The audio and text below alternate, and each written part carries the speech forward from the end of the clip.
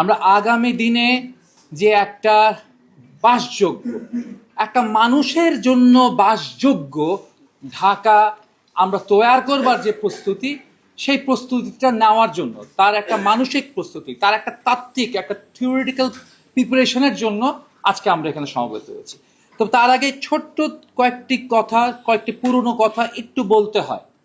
সেটা হচ্ছে, এখানে উপস্থিত অনেকের হয়তো তখনও জন্ম হয় নাই।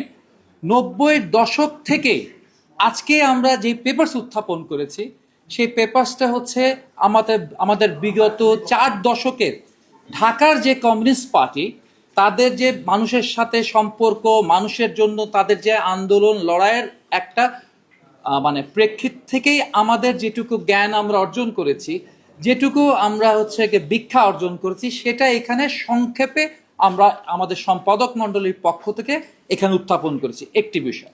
আরেকটি বিষয় মনে করতে হবে, এই ঢাকার বয়স 400, আর এই ঢাকা শহরে কমিউনিস্টরা লড়াই করে 100 বছর ধরে। বাংলাদেশের স্বাধীনতার আরো আগের থেকে প্রায় 100 বছর ধরে এখানে কমিউনিস্টরা লড়াই করছে। কিন্তু এই কমিউনিস্টরা আমরা এই ঢাকা শহরকে, শহরের মধ্যে আমরা যে শ্রেণীর রাজনীতি করি, অর্থাৎ যে শ্রমিক শ্রেণীর রাজনীতি করি, 90 দশকের এসে যখন দেখলাম সেই শ্রমিক শ্রেণী হয়ে যাচ্ছে এই শহর থেকে একেবারে অপ্রান্তীয় ব্যাপার।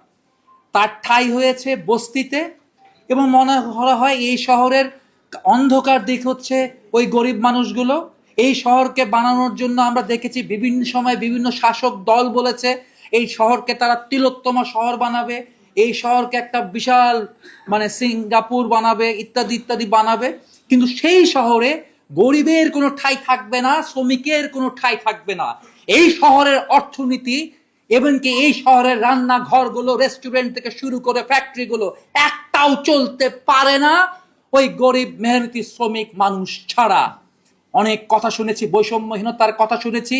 24-এর এই আগস্ট অভ্যুত্থানের অন্যতম স্লোগান ছিল বৈষম্যহীন বাংলাদেশের।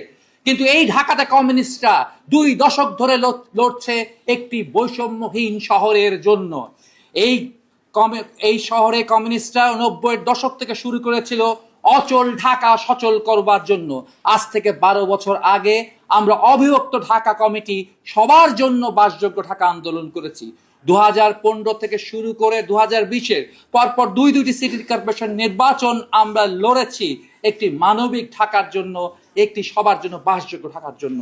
এবং আমাদের যে লড়াই, সেই লড়াইয়ের সাথে নতুন প্রজন্মকে এবং আরো প্রযুক্তির যেমন বিকাশ করেছে, অনেক নতুন বিশেষজ্ঞ এসেছে, পরিকল্পনাবিদ এসেছেন, অনেকগুলো বিশ্ববিদ্যালয় থেকে অনেকেই বেরিয়ে এসেছেন।